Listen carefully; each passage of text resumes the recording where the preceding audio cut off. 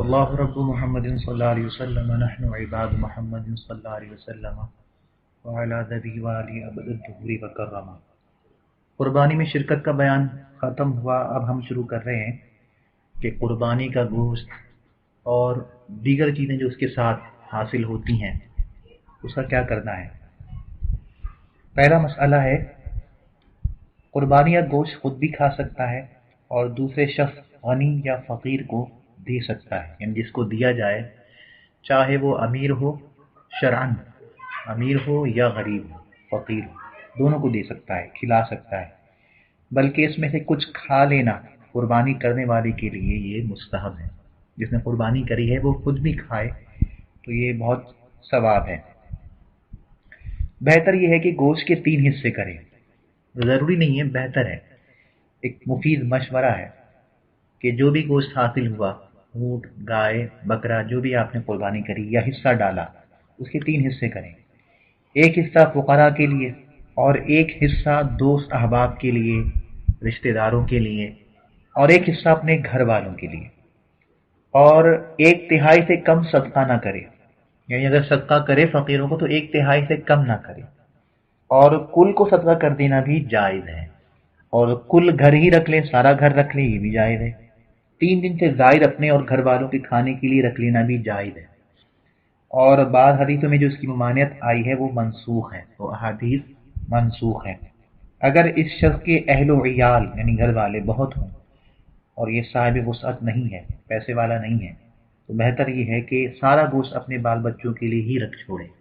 اول تو یہ ہے کہ جو شخص پیسے والا نہیں ہوگا وہ قربانی کیسے کر سکے گا، لیکن ان کیس اگر کر لی اس نے تو اپنے گھر والوں کو ہی کھلائے، اب اس کے لیے یہ مستحب ہو جائے گا۔ باقی اس کی مرضی ہے، چاہے وہ صدقہ کرے، سارا کرے، آدھا کرے، یا سارا خود اپنے لیے رکھ لے، یہ سب اب اس کے اختیار میں۔ قربانی اگر قضا ہو جائے تو صدقہ کرنا واجب ہوتا ہے، لیکن اگر قربانی قضا نہیں ہوئی تو اب صدقہ کرنا صرف نفلی عبادت ہے، کرے تو بہت اچھی بات ہے، اور جس وقت کرے تو 1/3 سے کم نہ کرے، 1/3 کم از کم کرے، باقی سارا کا سارا رکھنا چاہے یا سارا کا سارا دینا چاہے، یہ سب اس کے اختیار میں۔ اگلا مسئلہ ہے قربانی کا گوشت کافر کو نہ دے، کہ یہاں کے کفار حربی ہیں۔ صاحب بھاری شریعت نے اپنے ملک کے لحاظ سے یہ مسئلہ لکھا ہے، یعنی ہندوستان کے جو کافر ہیں وہ حربی ہیں، آج بھی حربی ہیں۔ اس طرح وہ جو دارالحرب ہیں، امریکہ ہے، برطانیہ ہے، انگلینڈ ہے، یہ سب ممالک جو ہیں یہ سب دارالحرب ہے، چائنا ہے، تو یہاں کے کافروں کو دینا جائز نہیں ہے۔ قربانی ہو جائے گی، قربانی کے بعد گوشت کی تقسیم کے احکام ہم پڑھ رہے ہیں نا، قربانی ہو گئی، واجب ادا کر دیا، لیکن جس طرح آپ زکوٰۃ آپ پہ واجب ہوئی اور پھر آپ زکوٰۃ کو دیتے ہیں، کسی کو زکوٰۃ کے مصارف میں دیتے ہیں، یوں ہی گوشت کی تقسیم کے بھی کچھ مصارف ہیں، اپنے لیے، کچھ فقیروں کے لیے، اپنے گھر والوں کے لیے، اور جنہیں نہیں دینا، جو اس کے مستحق نہیں ہیں، وہ کون ہے؟ کافر حربی۔ پاکستان کی جو کافر ہے یہ حربی نہیں ہے، یہ ذمی ہے، حکمن ہی صحیح، کیونکہ اعلیٰ حضرت کی تحقیق کے مطابق آج کے دور میں کوئی بھی کافر ذمی نہیں ہے۔ ذمی کافر وہ ہوگا جو ٹیکس دے، جزیہ دے، اور آج کل تو کوئی نہیں دیتا، بلکہ جو ٹیکس دیا جاتا ہے اس میں کافر مسلمان سب شریک ہیں، جو گورنمنٹ لیتی ہے، وہ ٹیکس کے جو کسی کافر کو اس کے کفر کی وجہ سے ادا کرنا پڑتا ہے، کہ بھئی تم اسلامی مملکت میں رہنا چاہتے ہو، آزادانہ طور پر رہنا چاہتے ہو، اور اسلام کو قبول بھی نہیں کرنا چاہتے ہو، تو پھر اس کا کوئی تم عوض دو، جسے جزیہ کہتے ہیں، لیکن آج پوری دنیا میں ایسا کوئی نظام نہیں ہے۔ تو اعلیٰ حضرت یا دیگر فقہا کے مطابق آج کے دور میں کوئی بھی کافر ذمی نہیں ہے حقیقتاً، لیکن حکمن ہوگا۔ حکمن ہونے کی وجہ یہ ہے کہ کافروں کو جزیے کی بنیاد پر رہنے کی اجازت دینے کی جو حکمت ہے وہ یہ ہے کہ جب یہ مسلمانوں کے قریب رہیں گے، ان کے معاملات کو دیکھیں گے، تو ہو سکتا ہے اسلام کی محبت ان کے دل میں پیدا ہو جائے اور یہ اسلام قبول کر لیں، کیونکہ جو جزیے کی رقم ہے وہ اتنی بڑی نہیں ہے، یعنی پورے سال کی رقم اگر کسی کافر سے جزیے کی مد میں لی جائے کہ تم کافر ہو، کافر ذمی ہو تو جزیہ دو، ٹیکس دو، تو پورے سال کی کوئی کتنی بنتی ہے؟ 1200 یا 1500 ایسے بنتی ہے، یعنی کوئی بڑی رقم نہیں ہے، تو اس کا مطلب کہ جزیہ ان سے لینا یہ ان کے لیے سزا نہیں ہے. سزا ہوتی تو کوئی بڑی رقم رکھی جاتی، بڑی رقم نہیں رکھی شریعت نے. یہ صرف حکمت ہے کہ یہ مسلمانوں میں قریب رہیں گے تو اسلام کو قریب سے دیکھ سکیں گے، سمجھ سکیں گے، اور اسلام کی محبت ان کے دل میں پیدا ہو جائے. تو حکماً یہ ذمی کافر پاکستان کے اندر ہے یا اور ممالک کے جہاں اسلامی سلطنت ہے اور وہاں کافر رہتے ہیں، جیسے ترکی ہے اور انڈونیشیا ہے، ملیشیا ہے، یہ سب ممالک اسلامی ریاستیں ہیں. تو یہاں جو کافر رہتے ہیں، چاہے وہ عیسائی ہوں، ہندو ہوں، جو بھی ہوں، مجوسی ہوں، یہ سب کافر ہیں، کافر ذمی ہیں. تو ان کو گوشت دینا جائز ہے. بہتر یہ ہے کہ مسلمان کو دیا جائے. کافر حربی کو دینے سے منع اس لیے کیا گیا ہے کہ یہ اعانت ہے. کافر حربی کی اعانت گویا کہ کفر پر اعانت ہے، اس لیے منع کیا گیا ہے. اور کافر ذمی کو دینے کا مقصد، یعنی یہاں پر یہ حکم اس لیے نہیں لگے گا کہ یہاں مقصد یہ ہو جائے گا کہ یہ اسلام کے لیے نرم دل ہو جائے اور اسلام کے دائرے میں داخل ہو جائے، اور نہیں ہوتا تو کم از کم اس عمل سے وہ اسلام کا دشمن نہ بنے. داخل نہیں ہوتا، داخل اسلام نہیں ہوتا تو کم سے کم دشمن اسلام بھی نہ بنے. لیکن جو کافر حربی ہے اس سے کوئی توقع نہیں کی جا سکتی کہ وہ دشمن اسلام نہیں ہوگا. جتنے بھی کافر ہیں آج ہندوستان میں، آپ دیکھ لیں کتنی اداکاریاں فنکاریاں کرتے تھے، فلموں میں، ڈراموں میں، اپنے لٹریچر میں، لیکن جو ہی موقع ملا شیطانوں کو، ان کی اکثریت آج مسلمانوں کی خلاف ہے اور کس قدر ظلم کر رہے ہیں. یوں ہی چائنا کو لے لیجیے، یوں ہی امریکہ، سب کا یہی حال ہے. ہمارے سرکار کا فرمان بالکل برحق ہے، کفر ایک قوم ہے، مسلمان ایک قوم ہے. مسلمان کہیں کا رہنے والا ہو، گورا ہو، کالا ہو، عربی ہو، اجمی ہو، انگریز ہو، رنگریز ہو، کچھ بھی ہو، اگر وہ مسلمان ہے تو وہ ایک قوم ہے، وہ ہمارا بھائی ہے، ہم اس کے بھائی ہیں. اور اگر کافر ہے تو وہ کہیں کا رہنے والا ہو، اسرائیل کا ہو یا ہندوستان کا ہو، یہ سب بھائی بھائی ہیں. اور اسلام کی مخالفت میں سارا کفر ایک ہے، خواہ وہ اپنی پہچان الگ بتائیں کہ ہم ہندو ہیں، ہم عیسائی ہیں، ہم یہودی ہیں، ہم مجوسی ہیں، ہم فلاں ہیں فلاں، لیکن اسلام کی دشمنی میں یہ سب ایک ہیں. کسی نہ کسی مرحلے پر یہ سب ایک ہو جائیں گے. اور آج دیکھتے ہیں آپ کہ یہ سب اسلام کو بدنام کرنے میں، کہ یہ ٹیررزم کو پھیلاتا ہے، یہ عورتوں کے ساتھ ظلم کرتا ہے، ان کے حقوق پامال کرتا ہے، اور ایسا کرتا ہے ویسا کرتا ہے، اسلام کے خلاف اس طرح کے زہر اگلنے میں یہ سب متحد ہیں. آپ جہاں بھی کسی دارالحرب میں چلے جائیں، کوریا چلے جائیں، ان سے پوچھیں اسلام کیسا ہے، کیسا مذہب ہے، تو وہ آپ کو اسلام کی برائی کے لیے یہی 4-5 باتیں بتائیں گے کہ عورتوں کو پردے میں رکھتے ہیں، جہاد کرتے ہیں، شراب سے روک دیتے ہیں، خنزیر کھانے سے روکتے ہیں، یعنی کون سی چیزیں کھانے سے روک دیتے ہیں. یہی 2-4 وہ باتیں آپ کو بتائیں گے، اور یہ اسلام کی خرابی پر ان کی دلیل ہے، جو ان کے نزدیک سب سے بڑی اور ٹھوس دلیل ہے. بالخصوص یہ جہاد والا اور عورتوں کا معاملہ، 4 شادیوں والا معاملہ بھی ان کے نزدیک ایک بہت ہی بڑی برائی ہے جسے وہ اسلام کے خلاف دلیلاً پیش کرتے ہیں. حالانکہ یہی کام وہ خود بھی کرتے ہیں. یعنی جہاد میں کیا ہوتا ہے، ایک آدمی دوسرے آدمی کی جان لے لیتا ہے، اس لیے اس کو برا سمجھتے نا کہ ایک انسان کا خون بہہ گیا، وہ کسی کا بیٹا ہے، وہ کسی کا شوہر ہے، وہ کسی کا بھائی ہے، وغیرہ وغیرہ. اب یہی کام ساری دنیا کی فوجی اپنی سرحد کی حفاظت کے لیے کرتے ہیں. امریکہ ہو، ہندوستان ہو، جرمنی ہو، دنیا کا کوئی ملک ہو، سرحد پر تعینات فوجی مارنے کے لیے بھی تیار ہیں، مرنے کے لیے بھی تیار ہیں. جو مار دیں ان کی بھی واہ واہ ہوتی ہے، جو مر جائیں وہ بھی گارڈ آف آنر کے مستحق ہوتے ہیں اور انہیں تمغہ بہادری سے نوازا جاتا ہے. سولجرز ایک بہت بڑا اسٹیٹس ہے نا، بڑی عزت کی نگاہ سے دیکھا جاتا ہے. حالانکہ مارنے مورنے کا کام یہ بھی کرتے ہیں. اس کا مطلب کسی انسان کی جان لینا یہ تب برا ہوگا جب نظریہ برا ہوگا. اگر آپ اس کو بے وجہ ظلمن مار رہے ہیں تو برا ہے، لیکن آپ کسی خوبصورت نظریے کے تحت مار رہے ہیں، جیسا کہ سولجرز دوسری سرحد کے سولجرز کو مارتے ہیں، انٹیلیجنس کے لوگ دوسری ملک میں گھس کر ان کی انٹیلیجنس کو مارتے ہیں، اور نہ جانے کتنے لوگوں کو مار دیتے ہیں، اپنے راستے میں آنے والوں کو نام و نشان ان کا مٹا دیتے ہیں. یہی سکھایا جاتا ہے ان کو. ان سب کاموں کے باوجود وہ اپنے ملک اور قوم کے لیے ہیرو ہوتے ہیں. تو جب ملک و قوم کے حفاظت کے نظریے سے کسی کی جان لینے میں کوئی حرج نہیں، اعلاء کلمت اللہ کے لیے، خدا کے دین کو غالب کرنے کے لیے، حق کو ثابت اور باطل کو مٹانے کے لیے کسی کی جان لینے میں بھی کوئی برائی نہیں ہونی چاہیے۔ ظلم کو مٹانا جہاد کا سب سے بڑا مقصد، ظلم کو مٹانا، باطل کو صفحہ ہستی سے مٹانا۔ اسلام آئے گا تو انصاف آئے گا نا، اسلام اور انصاف میں کوئی تنافی یا تضاد تو نہیں ہے۔ اسلام آئے گا تو انصاف آئے گا، باطل جائے گا تو ظلم جائے گا۔ تو ظلم مٹانے کے لیے ہتھیار اٹھانا اور کسی کی جان لینا صحیح ہے، تو بس اسلام کی خاطر تلوار اٹھانا یا کسی کی جان لینا، اور اس کی بھی شرائط ہیں، ایسے بھی نہیں کہ گھس کے مار دیا۔ کسی سے جنگ کریں گے تو پھر پہلے اس کو آگاہ کیا جائے گا، اس کے بعد جنگ ہوتی ہے۔ جہاد کے یہی اصول و ضوابط ہیں، اور انشاءاللہ کبھی ہم بار شریعت سے ہی جہاد کے باب کو بھی پڑھیں گے۔ تو یہ شیطانی خیالات ہیں کہ جو کافر تو کافر،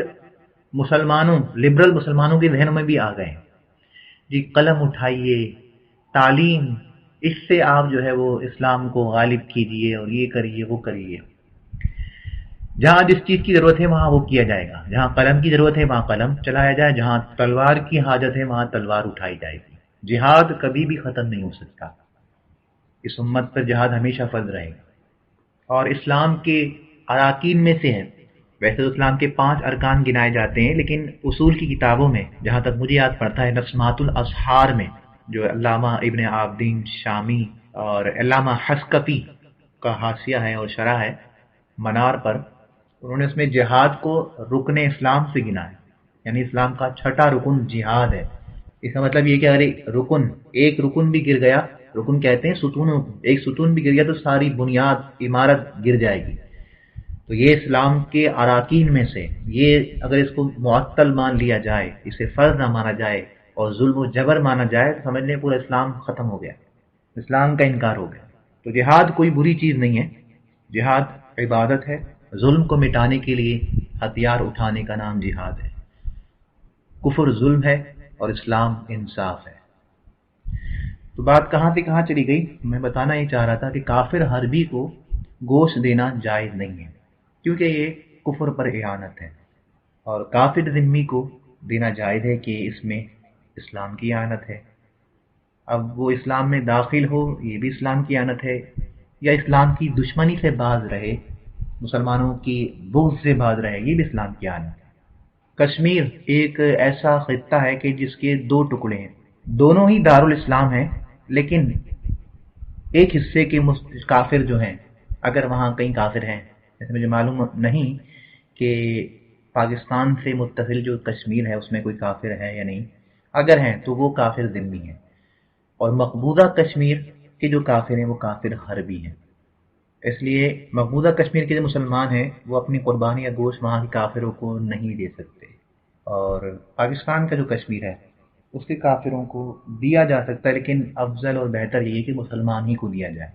کہ کافر بہرحال کافر ہی ہے، اور اس سے بہتر مسلمان ہی ہے۔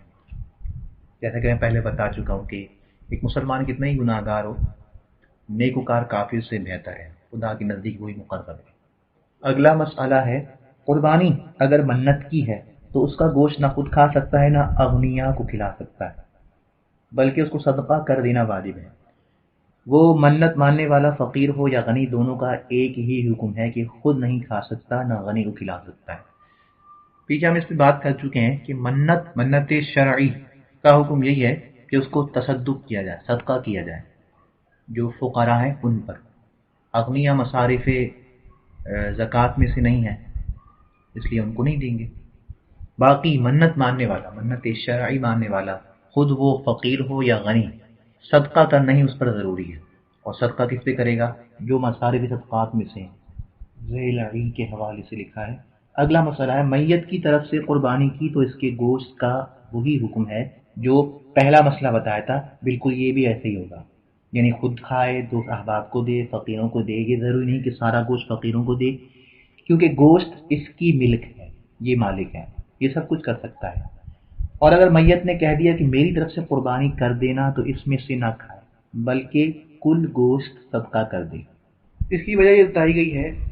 کہ میت کے ورثاء یا کوئی بھی جان پہچان کا آدمی کسی مرحوم کے لیے ویسے ہی اپنے ہی ارادے سے کرتا ہے تبرعن احسانن، تو پھر اس قربانی کا، اس گوشت کا یہ مالک ہے، خود کھائے دوسرے کو کھلائے، صدقہ کرے یا نہ کرے۔ لیکن اگر وہ حکم دے گیا، مرنے والا مرحوم اگر حکم دے گیا اپنے ورثاء کو یا کسی کو بھی، تو آپ سمجھ لیں یہ اس کی ملکیت، آپ صرف اس کے وکیل اور نائب ہیں۔ تو جس طرح آپ کسی غیر کی، یعنی آپ کو کوئی آدمی کہے کہ یہ سامان لا دو اور آپ سامان لے کے آ جائیں، تو کیا آپ اسے کھا سکتے ہیں اس کی اجازت کے بغیر؟ راستے میں کھاتے ہوئے آ جائیں؟ نہیں نا، بس یہ بھی ایسی سمجھ لیجیے۔ اس لیے انہوں نے کہا کہ اگر میت نے کہہ دیا ہے کہ میری طرف سے قربانی کر دینا، تو اس نے صرف آپ کو وکیل بنایا ہے، نائب بنایا ہے۔ جس طرح کی کسی شخص کو کہا جاتا ہے کہ بھئی یہ چیز خرید لے آنا، اور خرید کر لانے والا یہ جو ڈیلیوری بوائے ہوتے ہیں، انہیں یہ اس بات کے مجاز نہیں ہوتے کہ اس چیز میں سے کوئی نفع حاصل کرتے ہیں، اسے کھا سکیں یا استعمال کر سکیں۔ کیوں؟ کیونکہ وہ صرف اور صرف نائب ہیں، وکیل ہیں، مالک یہ ہے۔ اس لیے فرمایا کہ اس میں سے نہ کھائے بلکہ کل گوشت صدقہ کرے۔ اگلا مسئلہ ہے قربانی کا چمڑا اور اس کی جھول۔ اس کی جھول یا جھول، یہ ایک کپڑا ہوتا ہے جو جانور کے اوپر ڈالا جاتا ہے، اور رسی اور اس کے گلے میں ہار ڈلا ہے، تو ان سب چیزوں کو صدقہ کرے۔ قربانی کے چمڑے کو یعنی کھال خود بھی اپنے کام میں لا سکتا ہے، یعنی اس کو باقی رکھتے ہوئے کسی کام میں لے آئے، جائے نماز بنا لی، چلنی یا چلنی، یہ ایک طرح کا لہنگا ہوتا ہے جو غریب عورتیں پہنا کرتی ہیں، تھیلی، مشکیزہ، دسترخوان، ڈول، یہ جو ان کے ذہن میں آئے انہوں نے وہ چیزیں لکھ دی۔ ہمارے دور میں چمڑے کا جو بھی کام ہو سکتا ہے کہ جس میں سیلنگ اینڈ پرچیز والا سسٹم نہ ہو، یعنی بزنس یا بیچنا لینا نہ ہو، آپ اپنے استعمال کے لیے، جو قربانی کرنے والا ہے وہ اپنے استعمال کے لیے جیسے استعمال کرے، جوتے بنا لیے، بیگ بنا لیا، جیکٹ بنا لی، یا ویسے ہی گھر میں شو پیس کے طور پہ لگا لیا، جیسے لوگ ہوتے ہیں بعض وہ اپنی دیواروں پر کھال لگا لیتے ہیں، یا جائے نماز بنا لی، یا کوئی بھی کام ممکن ہو جو سمجھ میں آتا ہو کسی قربانی کرنے والے کو اپنے استعمال میں کرے، اس سے کوئی اور نفع کہ اسے بیچ کر کوئی چیز خریدے یا اسے اچھی رقم پر بیچے، یہ نہیں کرے، یعنی اس کو بزنس تجارت کے لیے استعمال نہ کرے، سیلنگ اینڈ پرچیز والا سسٹم نہ کرے، بقیہ اپنے استعمال کے لیے وہ جیسے چاہے استعمال کرے۔ دو چار چیز انہوں نے لکھ دی، ڈول وغیرہ بنایا، کتابوں کی جلدوں میں لگایا، یہ سب کر سکتا ہے۔ چمڑے کا ڈول بنایا تو اسے اپنے کام میں لائے، اجرت پر نہ دے، اور اگر اجرت پر دے دیا تو اس اجرت کو صدقہ کرے۔ ان سب کی ممانعت کی وجہ ہے حدیث پاک۔ ویسے تو عقل کہتی کہ بھئی قربانی آپ خرید کے لائے ہو، آپ قربانی بھی آپ نے کر لی، اب آپ اس کا جو چاہے کرو، لیکن منع کیا جا رہا ہے کہ یہ بھی نہ کرو، وہ بھی نہ کرو۔ جب آدمی اپنے گھر میں استعمال کر سکتا ہے تو اس کو بیچ کیوں نہیں سکتا؟ عقل تو ہی کہتی، لیکن ہم عقل کو قربان کر دیتے ہیں جب فرمان رسول آ جائے۔ آقا مولا صلی اللہ تعالی وسلم نے اس سے منع فرمایا۔ حدیث پاک من باع جلد اضحیتہ، جس نے اپنے قربانی کی کھال بیچی، بزنس کیا، تجارت کی، فلا اضحیۃ لہ، اس کی قربانی نہیں ہے۔ اور اسی طرح حضرت علی رضی اللہ تعالی عنہ کو حضور نے حکم فرمایا تصدق بجلالہا وختامہا ولا تعطی اجر الجزاز منہا شیئا، کہ علی تم اس کی جھول، اس کی رسی، یہ سب چیزیں صدقہ کرو، اور اس قربانی کے گوشت کو قربانی کرنے والے یعنی قصائی کو اجرت میں نہ دو۔ یعنی ہم قصائی کو بلا کے لائیں کہ یار تم قربانی کر دو، جانور کاٹ لو، اس کی کھالا اتار دو، گوشت بنا دو، تو ظاہر سی بات ہے وہ فری میں تو کرے گا نہیں، کچھ نہ کچھ عوض مانگے گا۔ تو آپ کہیں کہ تم یہ کام کر دو تو اس میں سے آدھا گوشت تمہارا یا اتنا گوشت تمہارا، تو یہ آپ نے جو قربانی کرائی، قربانی کے گوشت، اسی قربانی کے گوشت کو آپ نے اس کا عوض دے دیا۔ اس سے ہی سرکار نے منع فرمایا۔ یہ آپ کو میں نے ابھی حدیث پڑھ کر سنائی۔ تو سرکار دو عالم صلی اللہ تعالیٰ علیہ وسلم کے فرمان کی وجہ سے یہ سب کام ممنوع ہے۔ یہ جو سر آپ کو ابھی 2 مسئلے پڑھ کے سنائے۔ اگلا مسئلہ ہے قربانی کے چمڑے کو ایسی چیزوں سے بدل سکتا ہے جیسے روٹی، گوشت، سرکہ، روپیہ، پیسہ، اور اگر اس نے ان چیزوں کو چمڑے کے عوض میں حاصل کیا تو ان چیزوں کو صدقہ کر دے۔ ایک ہے بدلنا، استبدال، اور ایک ہے عوض، معوض، سیلنگ اینڈ پرچیز۔ نتیجہ تو ایک ہی آ رہا ہے سامنے، یعنی میں گوشت دے کر روٹی لے لوں کسی سے، یار مجھے گوشت تم لے لو، یہ روٹی سبزی جو ہے تم مجھے دے دو۔ جیسے ہم لوگ جب بیٹھتے ہیں کسی آفس کے اندر یا اسکول کے اندر، اور گھر سے میں بھی کھانا لے گیا اور میرے ساتھی بھی کھانا لائیں، تو لنچ باکس بدل لیں، یا میرا دل نہیں چاہ رہا ہے کھانے کو، یہ تم کھا لو، وہ مجھے دے دو، یہ ہے بدلنا۔ اور ایک ہے عوض معوض، سیلنگ اینڈ پرچیز، کہ بھائی تم مجھے یہ روٹی سبزی دے دو، یہ سرکہ دے دو، وہ کہے کہ کیا دو گے اس کے عوض میں مجھے، میں کہوں گی میرے پاس کچھ گوشت ہے، میں اس کے ذریعے تمہیں پیمنٹ کر دوں گا۔ تو نتیجہ تو ایک ہی نکل کے آ رہا ہے، لیکن اقوال، افعال اور نیت سے حکم بدل رہا ہے۔ جب دو دوست بیٹھیں اور دونوں ایک دوسرے سے اپنا لنچ باکس بدل لیں تو یہ ہے استبدال، اس میں بھی یہی ہوا۔ اور اگر لین دین ہو، خرید فروخت ہو، سیلنگ اینڈ پرچیز ہو، یہ مجھے یہ دے دو، وہ کہے کیا دو گے اس کے عوض میں، اس چیز کے بدلے دوں تمہیں، اور یہ لو میرا یہ چیز، یہ گوشت ہے، یہ لے لو تم، وہ مجھے دے دو، تو یہ ہے عوض اور معوض۔ نتیجہ بھلے ایک ہے لیکن احکام بدل جائیں گے۔ تو گوشت کو بدل سکتے ہیں آپ کسی چیز سے، لیکن اس کی تجارت، بزنس، خرید و فروخت نہیں کر سکتے، وجہ حدیث پاک۔ اگلا مسئلہ ہے اگر قربانی کھال کو روپے کے عوض میں بیچا، مگر اس لیے نہیں کہ اس کو اپنی ذات پر یا بال بچوں پر صرف کرے گا،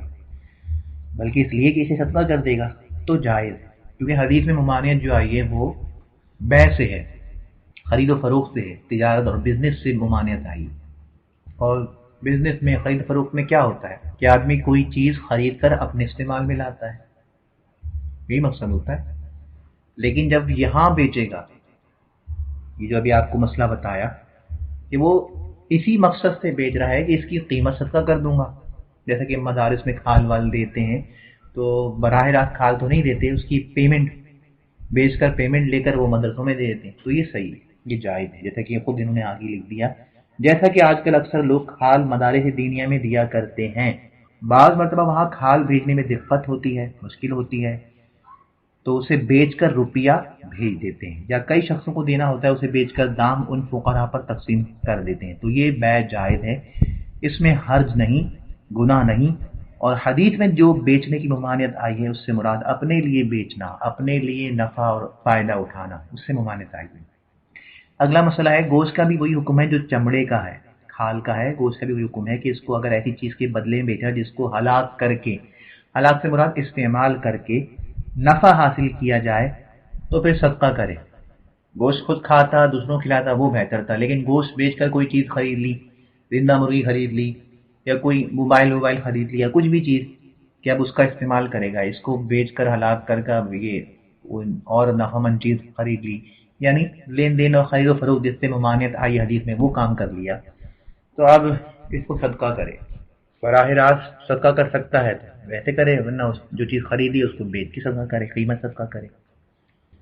اگلا مسئلہ ہے قربانی کی چربی اور اس کے سری پائے اور اون اور دودھ جو ذبح کے بعد دوہا ہے، یعنی نکالا ہے، ان سب کا وہی حکم ہے کہ اگر ایسی چیز اس کے عوض میں لی جس کو ہلاک کر کے نفع حاصل کرے گا تو اس کو صدقہ کر دے، وجہ وہی ہم جو آپ کو عرض کر چکے۔ اگلا مسئلہ ہے قربانی کا چمڑا یا گوشت یا اس میں سے کوئی چیز قصاب یا ذبح کرنے والے کو اجرتاً نہیں دے سکتا، کہ اس کو اجرت میں دینا بھی بیچنے ہی کے معنی میں ہے، اور اس سلسلے میں حدیث شریف میں ممانعت آئی ہے۔ مسئلہ قصاب کو اجرت میں نہیں دیا بلکہ جیسے دوسرے مسلمانوں کو دیتا ہے اس کو بھی دے دیا، اور اجرت اپنے پاس سے دوسری چیز سے دے گا تو یہ جائز ہے، یعنی میرے گھر پہ کوئی قصائی آیا، اس نے سارا کام کیا، جانور ذبح کیا، کھال اتاری، گوشت بنایا، سب کچھ معاملہ اس بیچارے نے کیا، تو اب میں نے کہا کہ سب مسلمانوں کو بانٹنا ہی ہے، 3 حصے کرنے، فقیروں کو دینا ہے، رشتہ داروں کو دینا ہے، دوست احباب کو کھلانا ہے، اپنے گھر بھی رکھنا ہے، تو ایک حصہ میں نے اس کو بھی دے دیا، ایک تو پیمنٹ کری اس کو اس کے کام کی، اور ویسے ہی تبرعاً احساناً خوش ہو کر دے دیا، تو یہ جائز ہے۔ مسئلہ بھیڑ کے کسی جگہ کے بال نشانی کے لیے کاٹ لیے ہیں، ان بالوں کو پھینک دینا یا کسی کو ہبہ کر دینا ناجائز ہے، بلکہ انہیں صدقہ کرے۔ قربانی سے پہلے بھیڑ ہو، بکری ہو، گائے ہو، یا جو بھی آپ قربانی کا جانور لائے ہیں، اس کے اگر آپ نے کوئی بال وال کاٹے تو انہیں آپ صدقہ کریں۔ وجہ یہ ہے کہ قربانی سے قبل جو قربانی کے لیے آپ جانور لائے ہیں وہ سارا کا سارا بال سب عبادت کے لیے معین ہے، اس لیے آپ اس سے کسی بھی طرح کا نفع نہیں اٹھا سکتے، یعنی اس کا دودھ نکال کے آپ پئیں یا پلائیں یا اس پہ سواری کریں، بوجھ لا دیں، یہ سب کچھ نہیں کر سکتے، کیونکہ اب وہ قربانی کا جانور ہے، اس کا انگ انگ خدا کی بارگاہ میں بطریق عبادت پیش ہونے کے لیے معین ہے۔ تو قربانی سے پہلے آپ اس طرح کوئی نفع نہیں اٹھا سکتے، ہاں قربانی کے بعد اٹھا سکتے ہیں، جیسا کہ آگے مسئلہ آ رہا ہے۔ یہ سب جو میں نے ابھی آپ کو وجہ بتائی، یہ سارے مسئلے اسی وجہ کے ساتھ مطابقت رکھتے ہیں۔ ذبح سے پہلے قربانی کے جانور کے بال اپنے کسی کام کے لیے کاٹ لینا یا اس کا دودھ دہنا مکروہ ممنوع ہے، اور قربانی کے جانور پر سوار ہونا یا اس پر کوئی چیز لادنا یا اسے اجرت پر دینا، غرض اس سے منافع حاصل کرنا، یہ منع ہے۔ اگر اس نے اون کاٹ لی، بال کاٹ لیے، اون کاٹ لی یا دودھ دوہ لیا تو اسے صدقہ کرے، اور اجرت پر جانور کو دیا ہے تو اجرت کو صدقہ کرے، اور اگر خود سوار ہوا یا اس پر کوئی چیز لادی تو اس کی وجہ سے جانور میں جو کچھ کمی آئی ہے اتنی مقدار میں صدقہ کرے، یعنی اپنے پاس سے اتنی رقم فقیروں پر صرف کرے۔ اگلا مسئلہ ہے، جانور دودھ والا ہے تو اس کے تھن پر ٹھنڈا پانی چھڑکے کہ دودھ خشک ہو جائے، اگر اس سے بھی کام نہ چلے تو جانور کا دودھ دھو کر دودھ صدقہ کرے، غریبوں کو دے دے۔ اگلا مسئلہ ہے، جانور ذبح ہو گیا، یہ جتنے مسائل بتائے وہ جانور کے ذبح سے پہلے کے تھے کہ وہ عبادت کے لیے معین تھا، تمام اجزاء سمیت عبادت کے لیے معین تھا۔ اب ہو گیا ذبح، تو اب اس کے بال کو اپنے کام کے لیے کاٹ سکتا ہے، تھن میں دودھ ہے تو دھو سکتا ہے، جو مقصود تھا وہ پورا ہو گیا، اب یہ اس کی ملک ہے، اپنے صرف میں لا سکتا ہے، پیے پلائے جو چاہے کرے، بس تجارت نہ کرے۔ مسئلہ ہے، قربانی کے لیے جانور خریدا تھا، قربانی کرنے سے پہلے اس کے بچہ پیدا ہوا تو بچے کو بھی ذبح کر ڈالے، اور اگر بچے کو بیچ ڈالا تو اس کا ثمن صدقہ کر دے۔ وجہ وہی کہ جب آپ نے قربانی کی جانور خریدا تو اس کے پیٹ میں بچہ ہے، تو اب یہ پورا بیرونی اور درونی اعضاء بال سب کچھ، یہ سب اللہ کے لیے عبادت کے لیے معین ہو گئے، تو جو بچہ ہے، اب کوئی یہ سوچے کہ کتنا ظلم ہے، بچے کو بھی ذبح کریں گے، نہیں، یہ جس طرح اس کو ذبح کیا عبادت کے پیش نظر، اس کو بھی عبادت ہی کے پیش نظر ذبح کیا جائے۔ تو سارا جانور چاہے اکیلا ہو یا اس کے پیٹ میں کوئی بچہ ہو، پورا کا پورا اندر اور باہر ہر لحاظ سے قربانی کے لیے خدا کی عبادت کے لیے معین، تو بچے کو بھی ذبح کر ڈالی، اور اگر بچے کو بیچ ڈالا تو اس کا ثمن جو قیمت حاصل کری ہے صدقہ کر دے، اور اگر نہ ذبح کیا نہ بیع کیا، یعنی بیچا بھی نہیں نہ ذبح بھی نہیں کیا، اور ایام نہر گزر گئے تو اس کو زندہ صدقہ کر دے، اور اگر کچھ نہ کیا، نہ بیچا نہ زندہ صدقہ کیا، کچھ نہیں کیا اور پال کے رکھا، قربانی کا اگلی قربانی کا زمانہ آ گیا، چاہتا ہے کہ اس سال کی قربانی میں اس کو ذبح کرے تو نہیں کر سکتا، کیونکہ اب یہ تصدق کے لیے معین ہو گیا، اس کا صدقہ ہی کرے،